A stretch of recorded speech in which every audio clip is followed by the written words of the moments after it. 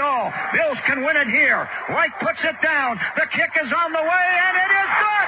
And the Bills have won it. The Bills have won it. The Bills have won it. They win it 41-38. Incredible. What a comeback by the Bills. Jacksonville's perfect record on the line right here.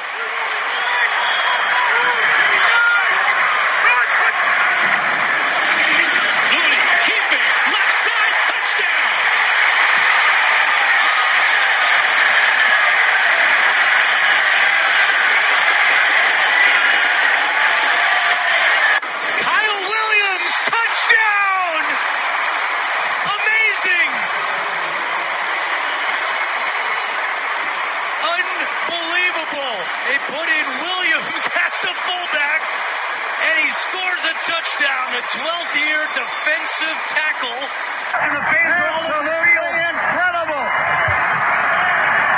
This place is pandemonium. Welcome to another episode of Disguised Coverage, part of the Cover One Sports Network. I am Anthony. I am your host here on Disguised Coverage. Find Disguised Coverage on Apple Podcasts, Spotify, YouTube, Facebook, pretty much anywhere and everywhere you will find podcasting content. You can find Disguised Coverage.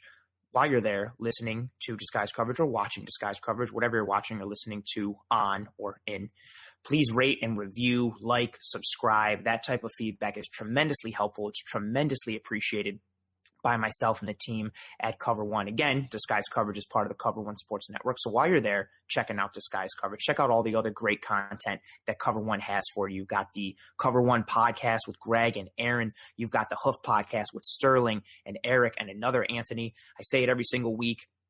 Cover One has you covered, pun, pretty much every single day of the week with great Bills content. We break things down. You've got quality analysis, quality takes, interviews, the whys and the hows behind the who's and the whats. That's what Cover One is. That's what Disguised Coverage is. Again, I am Anthony. I am your host here on Disguised Coverage. Find me on Twitter at pro__ant. That's pro, 2 underscores, A-N-T. Give me a follow on Twitter, or if follows aren't your thing, I will also accept one of the Deathly Hallows, preferably the Invisibility Cloak. That would be my preference, but I'll accept one of the other two, or a follow, whatever's easiest for you. Last several episodes have been tremendous on the live stream when it comes to engagement and comments and thoughts from everybody who's been watching. So feel free to start chucking those up in there as soon as you want to. I try to get to every single comment by the end of the episode. If it fits in with what I'm talking about already, I'll weave it in there. If not, I'll get to it at the end. That's awesome. I love the engagement aspect. This episode, as titled, Statement Game, Buffalo Bills versus Pittsburgh Steelers. We're going to get into why this game is a statement game for the Buffalo Bills in terms of the optics and the perception of it, of the Buffalo Bills, but also in terms of the practicality and the logistics of it when it comes to the seating and the standings and things like that. But before we get into that, I wanted to get into some news that broke today, which was tremendous, doing an episode on a day that some awesome Bills news broke. If you're watching here on the live stream, you'll see the graphic, or if you're just watching on the video in general, you'll see the graphic thrown up there that shows leadership stability. Brandon Beane, Buffalo Bills GM, signed an extension today that's going to keep him in Buffalo through the 2025 season. That goes hand in hand with Sean McDermott's extension that he signed earlier this year that will also keep him in Buffalo through the 2025 season. And I just wanted to touch on that a bit because as a person who loves the Buffalo Bills and who has watched the Buffalo Bills for his entire life, it's been so long since the Bills have had stability at the helm, stability in terms of who is steering and captaining the ship for them, both in terms of the coach and in terms of the front office, mainly the GM. It seems that coaching position has just been a revolving door really ever since Marv Levy. Wade Phillips was probably the best since, but I know he's got the black mark attached to him from the Music City Miracle and the whole Flutie Johnson fiasco, which was terrible.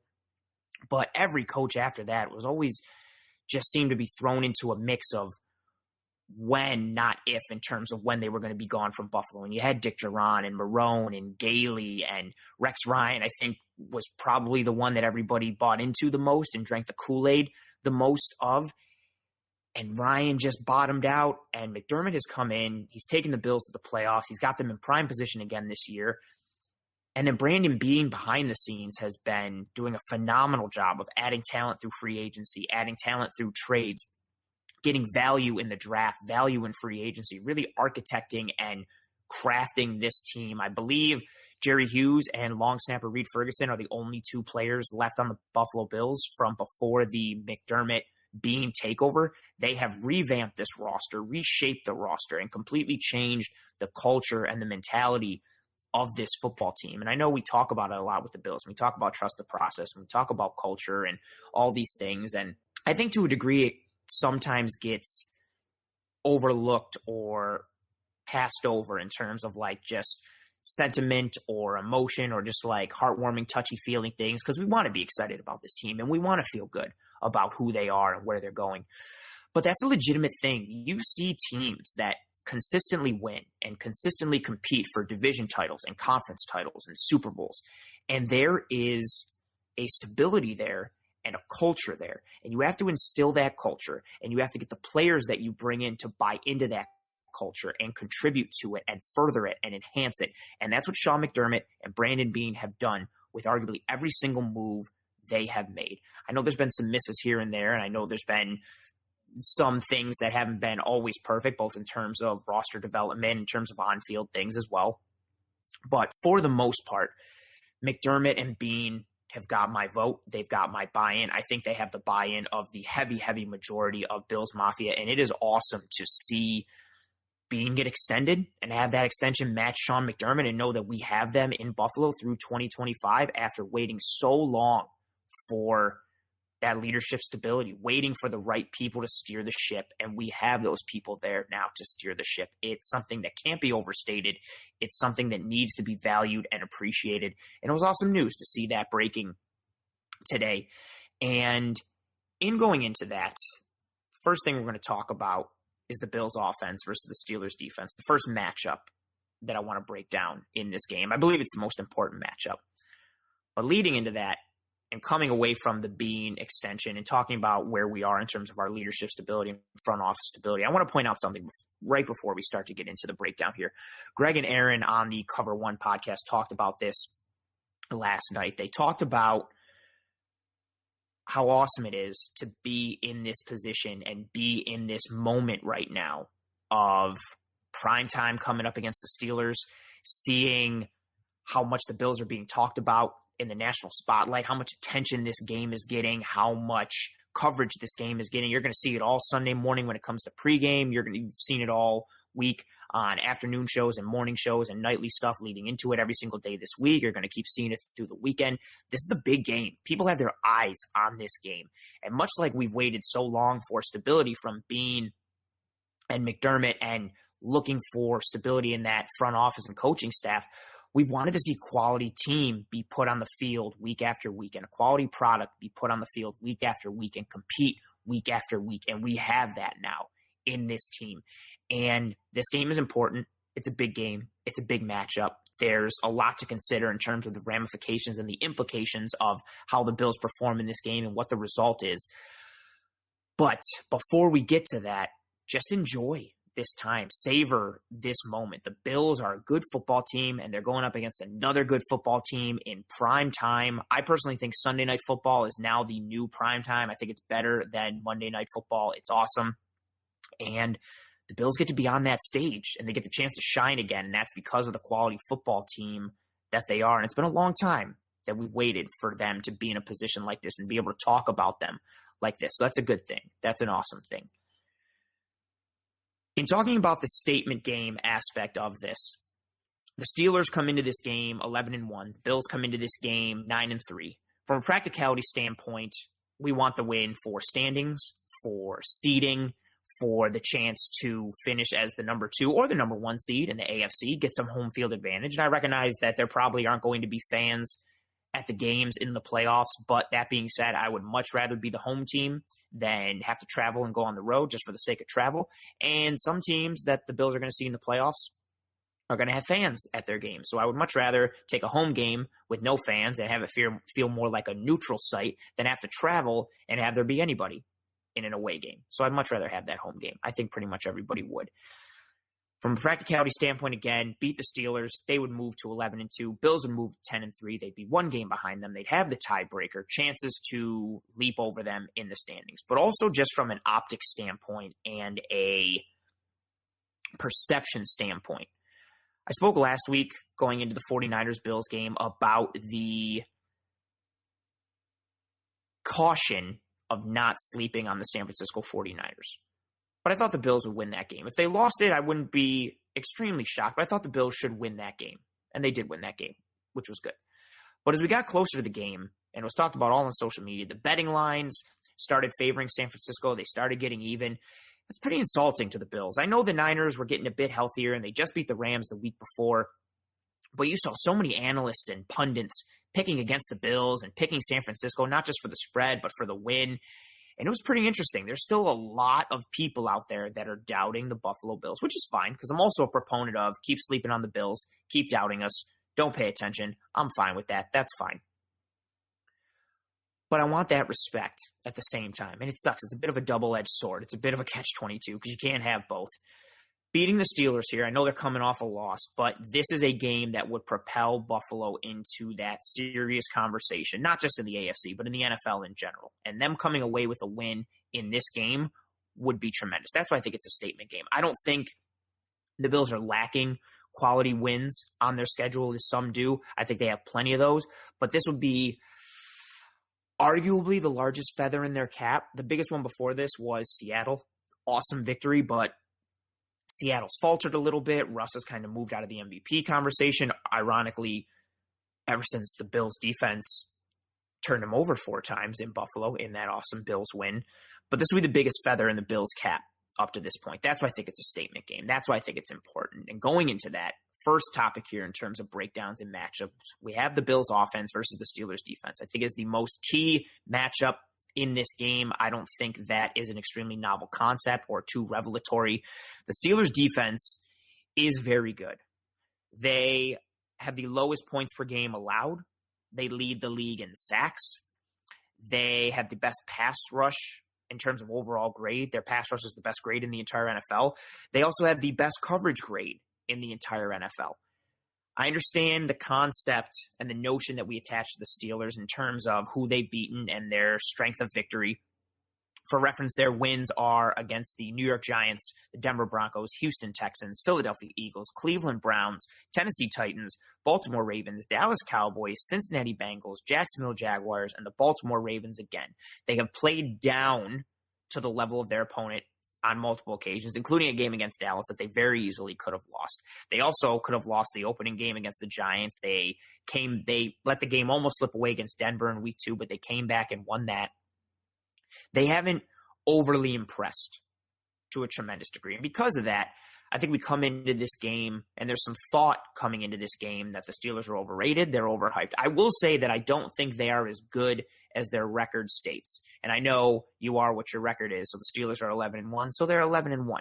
But I look at that 11-1, and I don't think it's hollow, but I don't think it's tremendously reinforced. But their defense, for the quality of opponent they have played, which is fair, their defense is very good. And it's highlighted and led by T.J. Watt, outside linebacker, edge rusher, arguably the favorite for Defensive Player of the Year right now, maybe in a 2-man race with Aaron Donald. He's fantastic. He is the 3rd highest graded defensive player in the entire NFL. I'm not just talking about at his position. I'm not just talking about for certain stats. I'm talking about in the entire NFL. He is the 3rd highest graded defensive player in the entire league. And really, he's second because that grading doesn't filter out for a minimum amount of games played. So the person who's in first has only played 1 game. So it's really Aaron Donald and him who are the top 2 overall graded defensive players in the NFL. He's tremendous. He's second in the NFL in pressures in the entire league. He's got 64 pressures just by himself. Really good. He's tied for first in the league in sacks. He's got the 5th best pass rush grade amongst defensive linemen and edge rushers. He also leads the league in quarterback hits. Tied for the league lead in sacks, leads the league in QB hits, second in pressures, grades out tremendously. He has really rounded into a do-it-all guy from the outside. He sets the edge well against the run. He gets good penetration. He resets the line of scrimmage. He's not overly big, but he wins with technique. He wins with violence. He wins with speed. This is going to be very interesting when it comes to how the Bills handle TJ Watt, because the closest person to his level or his caliber that we've seen so far in this year for the Buffalo Bills is when the Bills played the Chargers and they came up against Bosa. And Bosa did his thing. He had a tremendous, tremendous game. I think the play that gets the biggest highlight is the one that we all held our collective breath and thought Josh Allen was hurt for a severely long time. But Bosa tore up the Bills. And Bosa did that with a banged-up Chargers defense. There was no Melvin Ingram in that game. There was no Casey Hayward on the back end. A lot of their studs on the Charger defense didn't play in that game. It was just Bosa, and he was a one-man wrecking crew on that defense for the Chargers. TJ Watt is of that caliber. He is of that level. And if the Bills do not guard themselves, he can easily change the course of a game very quickly. He's very good. But the rest of the defense, they're no slouches either. They've got two other players who are within the top 15 overall defensive graded players in the entire NFL. One of them is defensive lineman Cam Hayward. He is the 9th highest graded defensive player in the league.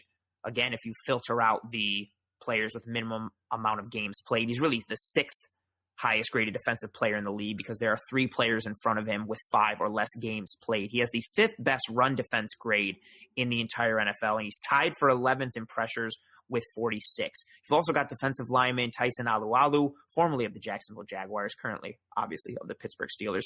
He's only 0.4 points behind Cam Hayward in terms of overall defensive grade. He's only 2.8 points behind TJ Watt.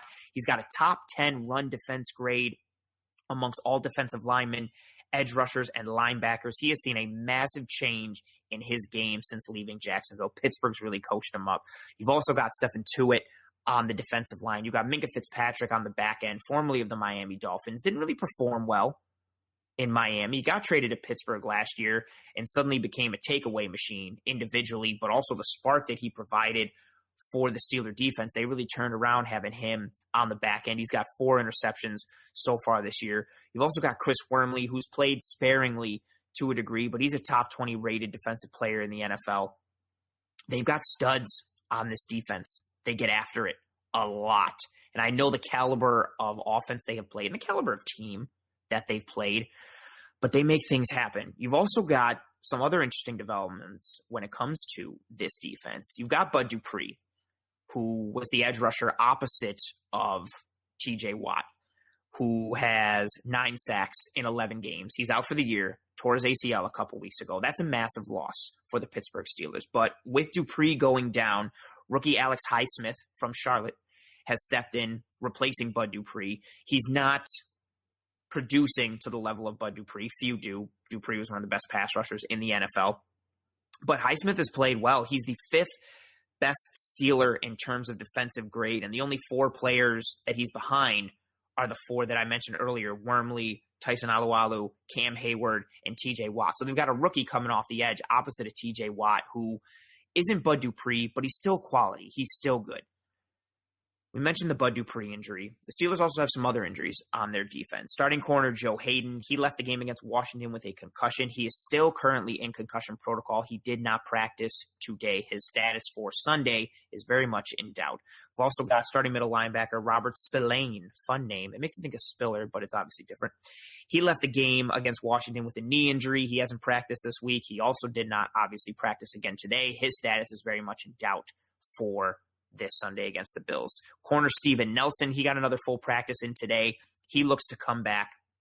He missed the Washington game, but again, returned to practice this week. So they've got some injuries. They're a bit banged up on multiple levels. They're banged up on the D-line. They're banged up at linebacker. They're banged up in the secondary. But they're well coached. They're still a quality unit. And when you take a look at the raw metrics, but also in some of the advanced metrics, they're even more impressive. The Pittsburgh Steelers allow 199.8 passing yards per game. That is the second lowest in the entire NFL. They allow 100.7 rushing yards per game, which is the 6th lowest in the entire NFL. As I mentioned earlier, they are first in the NFL in terms of points per game allowed. They only allow 17.6 points per game. They are first in the NFL in defensive DVOA, first in passing defense DVOA, and third in rush defense DVOA. They allow the fewest yards per drive, the fewest plays per drive, and they are third in the entire NFL in interceptions per drive. As you hear my notebook turn, as I've said many times in this show, they are a quality unit. I understand who they've played. I understand who they've come up against, but they're a quality unit. And it's going to be fun to see what the Buffalo Bills offense does against a quality unit in Pittsburgh. We're going to get into the Steeler offense in a bit, but this matchup, Steeler defense versus Bills offense, is really the prime matchup of this game. I think it's the one that dictates the most in terms of what will decide who wins this game. I think it's the story that we'll come away from this game talking about the most. We want to see what Josh Allen does against another defense, because that Bills offense has been riding tremendously high. The Bills offense, they are currently third in passing yards per game with 276.4 yards per game. They are 8th in the NFL in points per game with 27.8. But what's interesting about the points per game is the Green Bay Packers are in first with 31.6 points per game. So Buffalo is very, very close. They're less than a touchdown away and from being first, so jumping up 7 spots. The Bills offense has been very good this year. They're 7th in offense DVOA, 4th in passing, 23rd in the rush. They are 3rd in points per drive. They're 4th in yards per drive. They're 2nd in drive success rate, which measures the percent of your series that result in a first down or a touchdown. They're a good offense. For those of us that watch the Bills, and I would hope those of you listening and watching watch the Bills, since this is a Buffalo Bills podcast, the Bills offense has been good. And we're coming off a game against the San Francisco 49ers where the 49ers sat back in zone and tried to rely on their coverage to stop Josh Allen. They didn't get a tremendous amount of pressure. When they did, Allen was able to navigate pretty well and escape and make some throws on the run and then run for yards and scramble when he needed to. But we saw, again, the Niners sit back in zone, try to match the Bills in terms of coverage for offensive scheme. We saw them sit back and really try to let the Bills make a mistake and beat themselves. That didn't happen. Josh carved him up. He had an awesome game on prime time. Cole Beasley had a great game. Stephon Diggs had a great game. We really saw after that first drive that ended in the 4th down failure on the goal line, we really saw the Bills offense just come out and arguably do what they wanted when they wanted, aside from a couple 3rd down and 1 and 2nd down and 1 runs that were stopped for negative yardage. The Bills really ran whenever they wanted to. Moss and Singletary both had success. I know Moss seemed to disappear from the game after he had that fumble, but Singletary gashed the Niners defense over and over. And whenever Josh dropped back to pass, it really was a mismatch against we spoke about it last week on the show, against a good 49ers coverage grouping. Jason Verrett, who Stephon Diggs really got the best of time and time again, he was the 14th best graded cover corner in the entire NFL going into that game. He was having a rejuvenated season in San Francisco, and Diggs just embarrassed him over and over. Fred Warner is a really great coverage linebacker. He has the 5th best linebacker coverage grade in the entire NFL. Cole Beasley ate him up over the middle. The Niners sat back. They sat back. They sat back. And Josh Allen and the Bills offense made them pay time and time again. We're not going to see that when it comes to the Pittsburgh Steelers. The Steelers blitz a decent amount. And when I say decent amount, I mean a lot. They're 3rd in the NFL in blitz percentage. They're going to mix up their looks. They're not going to come out and telegraph too much. They're going to zone blitz. They're going to do a variety of gamesmanship and things up front to try and confuse Josh Allen. They're going to pressure the quarterback. They're going to play a primary zone defense. But again, because they're mixing it up and disguising their coverages, and blitzing on top of it and having someone like TJ Watt up front, their defense is much more lethal than arguably any defense the Bills have seen up until this point of the year. And even when they just rush 3 or they just rush 4 and play coverage behind it, because of TJ Watt, that 3 and 4 man rush has a decent enough chance to get home because of TJ Watt. And even with Highsmith coming on the other side, and then you got Cam Hayward inside, and you've got Alualu, and you've got Tuitt. They've got a quality defensive line. I know Bud Dupree going down hurts them a lot, but they still got playmakers up front. And this chess match of the Bills offense against the Steelers defense is what will determine this game. We saw the Steelers last week against Washington. We saw them bracket Terry McLaurin on almost every single play. Safety over the top, didn't want to get beat deep, didn't want to let Terry McLaurin beat them. As a result, Sims and Logan Thomas and the running backs coming out of the backfield for Washington did the majority of damage against the Steeler defense. I know that, one, because I watched the game, and two, because I have Terry McLaurin on my fantasy team, and he had 2 catches for 14 yards and roughly 5 targets. It was frustrating to watch. They negated him on almost every single play. They got physical with him. Granted, he had some drops, but again, he finished with 2 catches for 14 yards. There was a constant man over the top on Terry McLaurin. I think you could see that coming into this game with Stephon Diggs, especially if Joe Hayden is out. And I know Joe Hayden's having a better year for the Steelers. He was talked up a lot last week in the game against Washington, and he's been better since coming over from Cleveland. He started out on a high, really, when he got to Cleveland, but then faded towards the back end, came to Pittsburgh, has gotten better almost every single year, and he's been better under the Steeler leadership. But if he's out, even when he was in against Washington, they were still bracketing Terry McLaurin to a decent degree. I think if Hayden is definitely out, which it looks like he's going to be based on the fact that he's not practicing still, and he's still in concussion protocol, expect to see Stephon Diggs doubled a decent amount. He's going to get bracket coverage. They're not going to let Stephon Diggs beat them in a similar fashion to not letting Terry McLaurin beat them. Granted, Josh Allen is a much different quarterback than Alex Smith. He is a much different level and version of threat than Alex Smith. And the Steelers defense are going to have to do different things to confuse him, to stop him, to limit him versus what they had to do versus Alex Smith. But the reason I give that comparison is Terry McLaurin is an elite wide receiver in the NFL. He's tremendous. Stephon Diggs is an elite wide receiver in the NFL. He is also tremendous. Steelers' game plan going into last week facing an elite receiver was take away that elite receiver and see what else happens. Going into this game, I think they do that same thing. I think this could be another game where we see Cole Beasley come out of the woodwork and put up big numbers again. Gabe Davis has an opportunity. Dawson Knox has an opportunity. I think Knox is an interesting play this week against the Steelers because of their linebacking core and because of their safeties.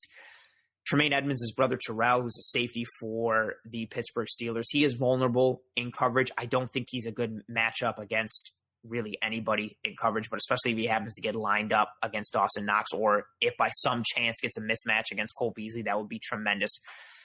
The Steelers linebackers cover decent enough over the middle, but there are some vulnerabilities in that middle. I think you see a big game out of Cole Beasley. I think the Steelers really come out and try and limit and or negate Stephon Diggs as much as possible, which is still a hard thing to do because he's one of the best receivers in the NFL. He's one of the best route runners in the NFL. And Brian Daboll and the Bills offense really do a good job of scheming him open in addition to allowing his talent just taking over. Because that's a big thing too. In the NFL, you can win in a variety of ways, and you can win with talent, and you can win with scheme. You can take guys who might not have the most talent, but you can create plays and scheme ways for them to get open and scheme ways and create ways for them to win.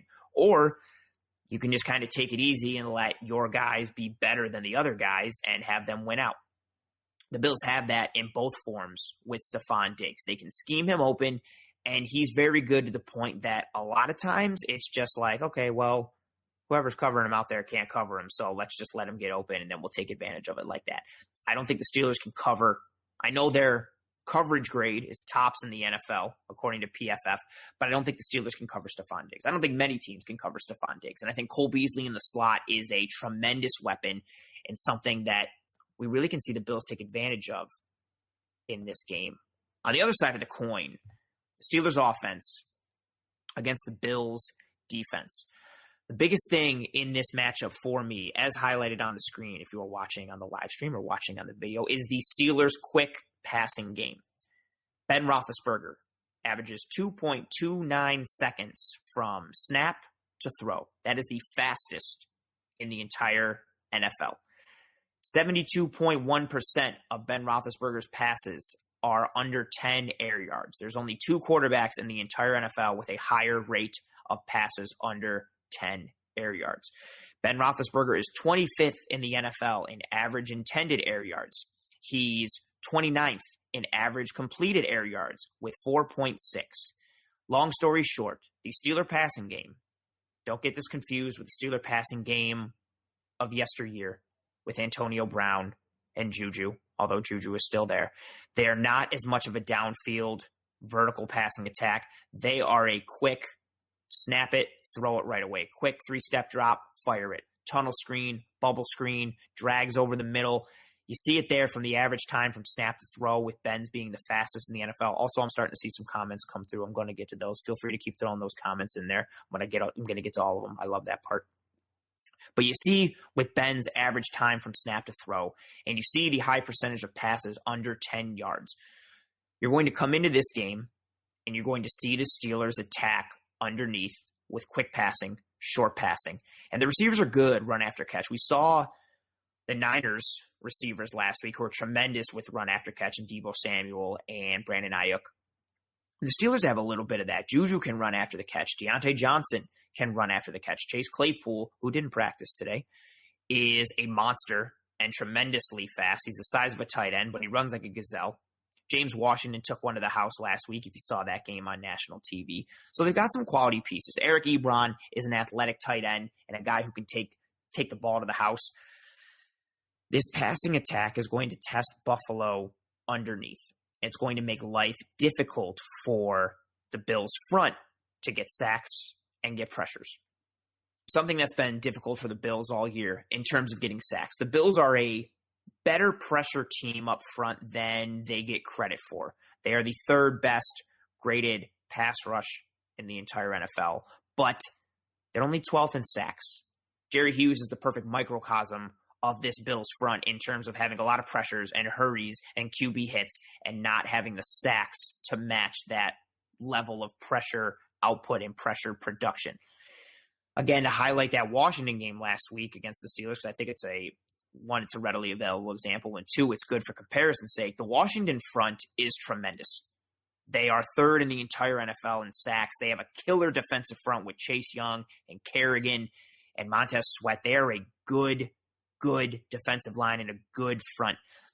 They got 15 pressures last week against the Pittsburgh Steelers on 70 snaps. 15 pressures on 70 snaps. That's it. And they got no sacks. No sacks, 15 pressures on 70 snaps for one of the best defensive lines and fronts and pass rushing units in the entire NFL. Washington got nothing.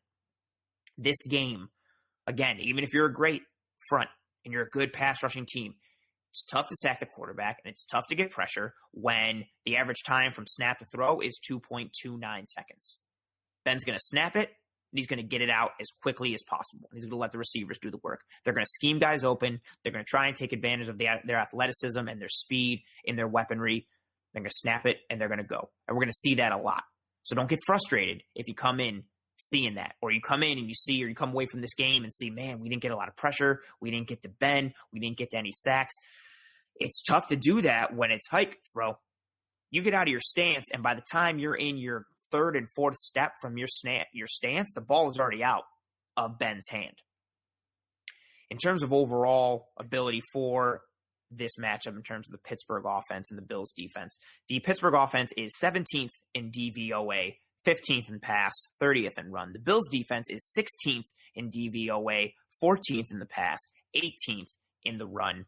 Again, they have the 3rd best pass rush grade despite being 12th in sacks. I think what helps the Bills here in this game is Tre'Davious White, as it does in almost every game. I don't think there's a receiver on Pittsburgh that makes me feel uncomfortable matched up against Trey. Deontay Johnson maybe a little bit because of his speed, and I know Trey is quick, and he's got tremendous footwork, and he's got great hand technique, but he's not the fastest. He doesn't have great long speed, and so whenever he gets matched up against pure burners, it makes me a little bit nervous. But he's got good enough technique to overcome that. Seeing what happens at corner 2 this week is going to be very interesting. We saw Levi Wallace against San Fran get called for a really ticky-tack, unfortunate pass interference call on that first drive. I thought it was really good coverage, but he got called for the PI. It ended up leading to a first down when the Niners were backed up after that fourth down failure for the Bills. And then we saw that as a theme throughout the rest of the game. It was constantly pick on Levi Wallace, which, to his credit, I guess, if it comes down to throw at Tre'Davious White or whoever the other corner is, I'm probably going to throw at whoever the other corner is because I don't want to throw at Tre'Davious White. But Levi got beat a decent amount last game. He had a very good tackling game. He was strong against the run, strong in his tackle against the receivers, and strong coming up in run support and coming off the edge. So that was a plus. But he got beat in coverage a lot. So I want to see what he looks like coming into this game. Because, again, the Pittsburgh weaponry, it's not elite like it used to be, like it once was, like we started to associate it with him, when it was Le'Veon Bell and Antonio Brown and Ben Roethlisberger. And even Juju. Juju looked like he was going to be next up when he was with Antonio Brown. He was arguably the best wide receiver 2 in the entire NFL. He played like a wide receiver 1. And you thought, okay, they can let go of Brown and Juju's going to take that mantle. He has not taken that mantle. He's had some opportunities to get the baton and run with it, but he hasn't really taken off with it. And the rest of the weaponry is a good supporting cast. We should see James Conner come back in this game for the Pittsburgh running attack. We should see that. They faltered a bit the last couple weeks with McFarland and Benny Snell. Connor's a better back, and he supports the style of running offense that they want to have. But that quick pass game is going to be something to keep an eye on. It's hard to get pressure, and it's hard to get sacks, and it's hard to fluster a QB when as soon as the ball touches his hands, he gets it out right away. That's tough. So don't get too perturbed or flustered if the Bills aren't coming away with sacks and coming away with pressure. They're going to have to cover well. They're going to have to come up, make tackles. That's a massive thing. We saw a lot of good tackling last week against San Francisco when the Bills defense has been getting beat, which they have at decent points in the game and the season this year. We've seen them miss tackles in a variety of ways, in the backfield, in open field. Can't do that against a team that's going to try and get the ball out quick, because they're getting the ball out quick. They're throwing short. They're throwing underneath. Means you got to come up, got to make a tackle, got to make a play. Can't afford to have missed tackles in a game like this against good enough weaponry in an offense designed to get the ball out quick, get the ball out short, and make you make a play against them. So keep an eye out for the Steelers' quick passing game in this game. I want to start to get to some of the comments that I've been seeing here in the chat. Scott Blakely, Bills got this with an exclamation point. A lot of excitement. But McDermott will not let the team take lightly. They need to figure out how to combat pressure this game. That's exactly right. They have to figure out how to weather the Steelers' front, how to weather T.J. Watt and Hayward and Tuitt. And what are they going to do when the Steelers start to come after Josh? When they blitz heavy, can Josh make those reads? Can he make the right adjustments? Can he figure things out in terms of what he needs to get done and the reactions he has to make? I see some color come through. I tremendously appreciate you, John. Thank you for your contribution. Thank you for your support. I don't want to just shill out for that, but that seriously means a whole hell of a lot to me. Thank you so much. Question here for it. How are we blocking Hayward this week? Worries about interior O-line, especially with Feliciano banged up late in the last game. That's fair. I'm also a little worried on how we block and do those things on the interior of the line. It's your side note there. I think Zach Moss shows up big this week after the fumble. So a lot to digest here and unpack here from John. First part there, how are we blocking Hayward? I really hope –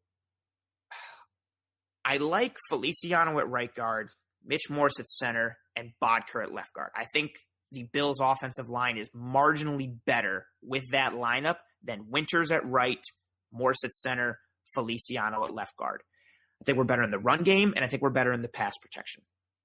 And to your point, when Feliciano got banged up against the Niners, that was something I kept my eye on. I saw him go down, and then I was like, okay, he's still in there. And then he went down, and before they went to commercial break, we saw the training staff working on his knee brace and working on him a little bit and see what they could do for him. That makes me very nervous. He is a major cog on the interior of that line. Mitch Morse has been fantastic. I hope everybody who was talking about we should get rid of Mitch Morse understands his value and his level of contribution that he makes to this Bills team. But Feliciano is right there. He makes a world of difference in the run game, but also in the pass game as well. I think we're blocking Hayward. If we've got Feliciano on the right and we've got Bodker on the left, it's not perfect. If Hayward's lined up on Bodker, I don't feel great, but I do feel better than if Brian Winters is in there and Hayward's lined up on Winters. I don't want to keep picking on Brian Winters or continue to say his name 1,000 times. If you were doing disguise coverage bingo, Winters would be the winner for this episode. But he's been beat several times in one-on-one matchups. We've seen him just get pushed right into Josh's lap on several occasions and just not look good in pass protection. Give me Bodker at left guard. Give me Morse at center, Feliciano at right guard. I think that's how we combat Cam Hayward on the inside. But again, either way, it's going to be tough. Cam Hayward, again, mentioned it.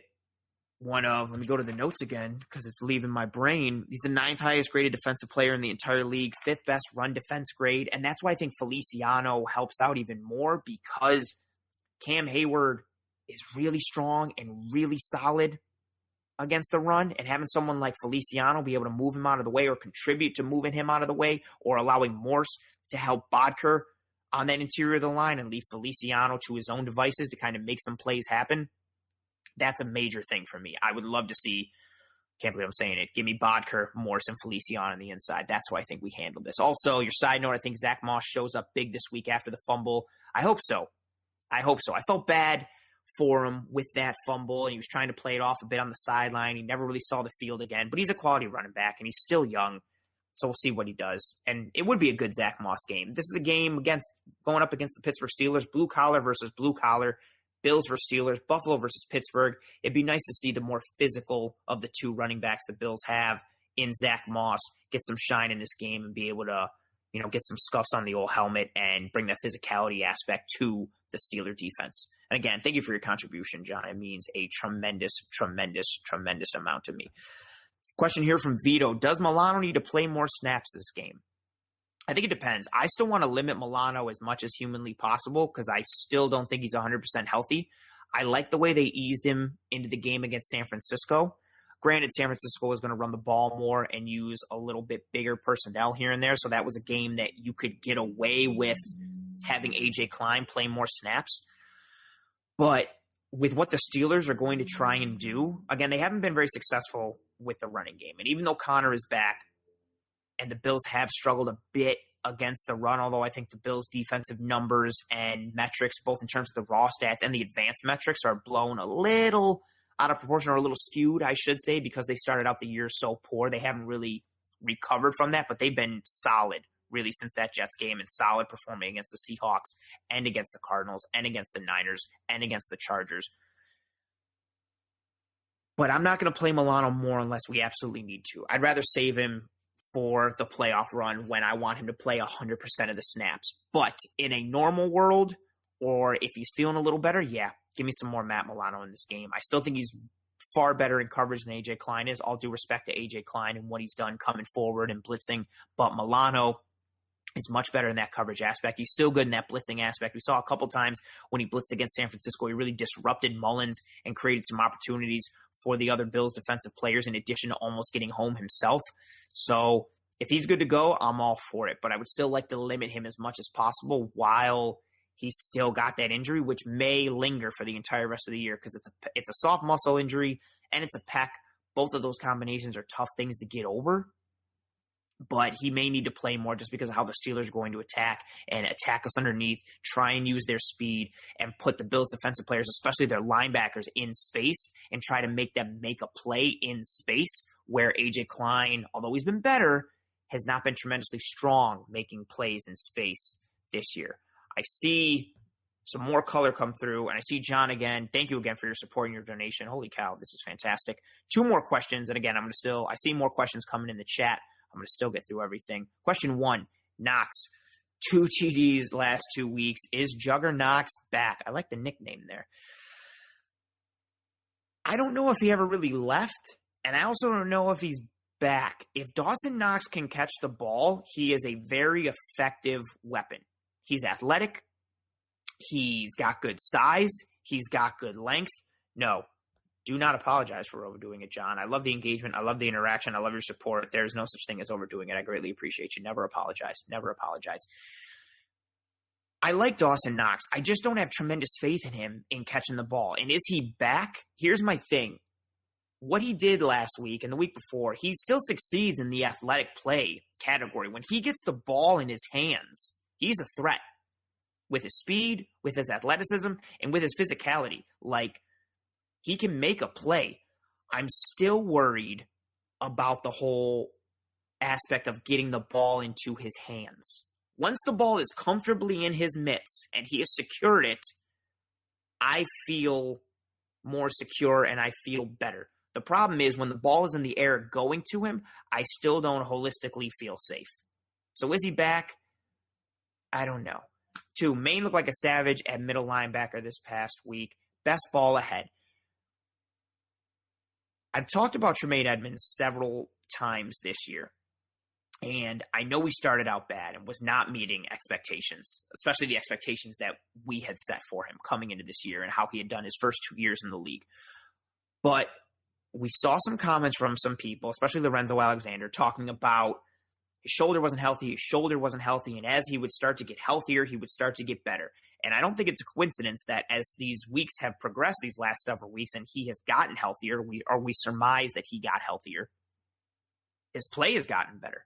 That 4th down stop on the goal line was tremendous.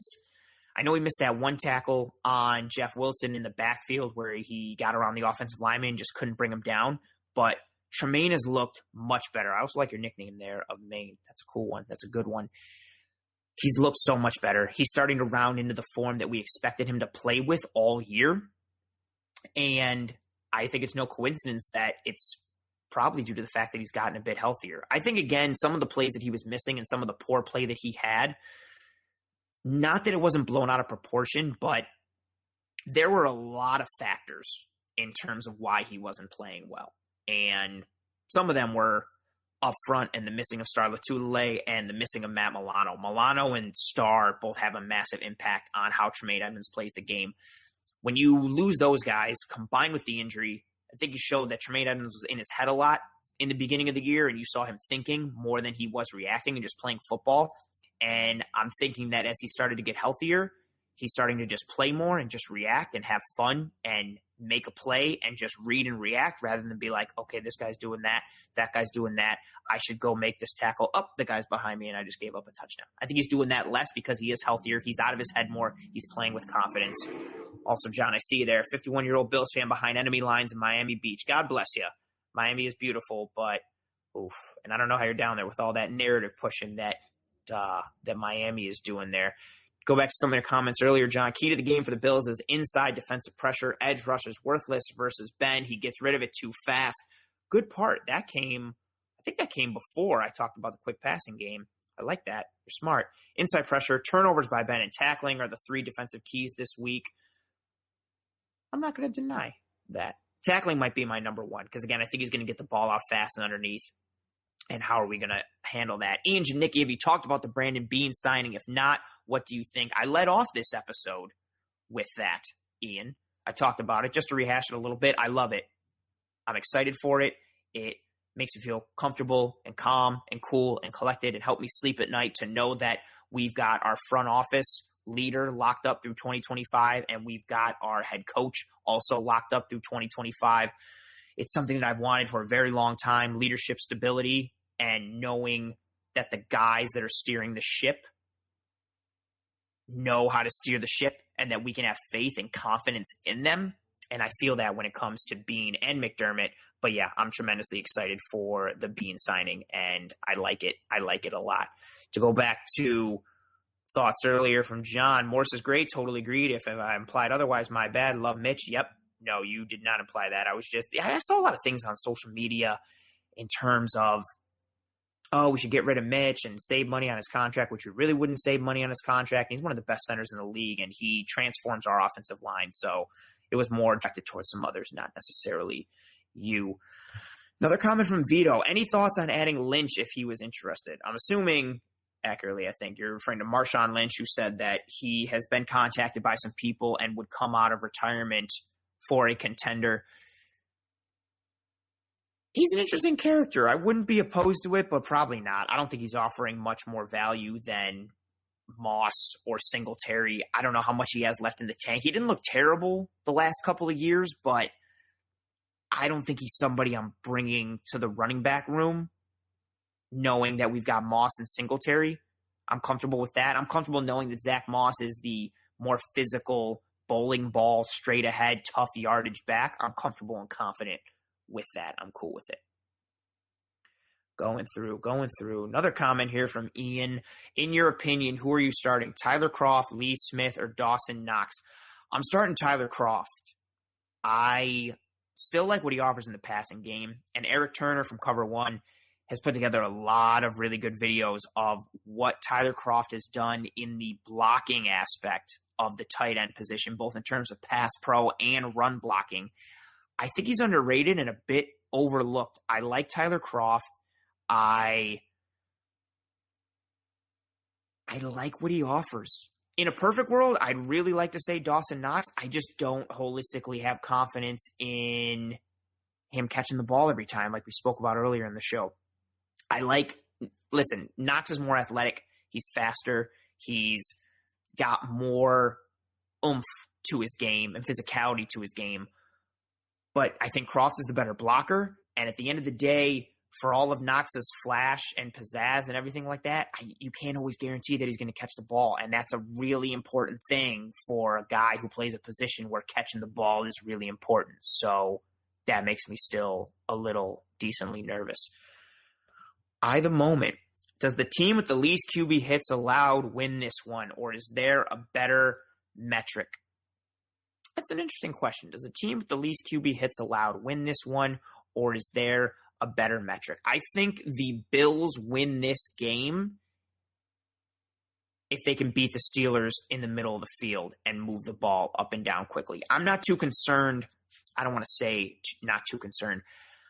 I'm not as concerned with the Bills defense against the Steelers offense. I think it's a good enough matchup for the Bills defense. I think the Steelers try to play this game short and go underneath and get the ball out fast. I think the Bills rally to the football, tackle. I think Trey is good enough to lock down a side of the field. I think Milano plays a little bit more in this game. Tremaine has played better.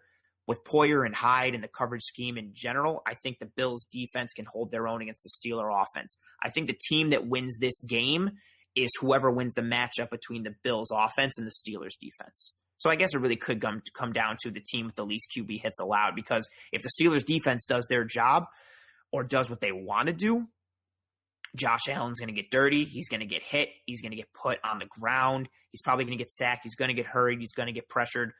So in a way, in a roundabout way, yeah, the team with the least QB hits allowed wins this one. I think that's a solid enough metric. And again, mentioning some of the things in terms of how we went through this episode and talked about yards per drive allowed and points per drive allowed, metrics that I don't want to bog down the question answering now with, and what I talked about earlier. I think that'll also play a role as well. But again, in a roundabout way, I think, yeah, the team with the least QB hits allowed wins this one, just because it relates to that matchup with the Bills offense against the Steelers defense. Last comment here I'm seeing come from John. I think our special teams show up, especially Matakevich versus his old team, Andre Roberts of the houses. Andre Roberts has been fantastic. The Bills' special teams has been awesome. The Steelers' special teams are also good, despite the fact that Ray McLeod has had some blunders in terms of fumbles and letting the ball out the last couple of weeks. But the Steelers are a well-coached special teams unit as well. It's going to be interesting to see how that third aspect of the game that no one really ever talks about. We don't talk about special teams enough. We talked about it here on Disguise Coverage and talked about how it was going to be a factor in the Chargers game, and lo and behold, the Chargers special teams have fallen apart. They had the worst special teams DVOA going into that Bills game, and that has continued. What a dumpster fire that Chargers special teams unit is. But the Bills special teams are good, and so are the Pittsburgh Steelers special teams. So we'll see what happens. I think that's going to do it here for this episode of Disguise Coverage. I want to thank everybody who tuned in. I want to thank everybody who commented, especially John, for your tremendous and generous donations and comments and engagement. I can't thank you enough. I can't thank everyone enough, really. Again, the support, the ratings, the reviews, the subscriptions, the likes, all that stuff. If you're watching here on YouTube, smash that like button. I know it sounds kind of cheesy, but it is legitimately helpful and awesome. So I greatly appreciate that. Thank you guys for joining me on this episode, whether you watched on the live stream, whether you are listening and watching to the video later, or you're listening on Apple or Spotify or whatever platform you are using to watch this show. I greatly appreciate your support and your engagement here on the episode. Thank you to everybody who engaged with me in the chat. Thank you to everybody who constantly tunes in and listens and watches and all that kind of stuff. I'm just going to throw up some things here. Great show. Thank you, John. I appreciate you. Alex Smith. Thanks, man. Good show. Thank you. Cover One does rock, John. You're a smart guy. I appreciate you.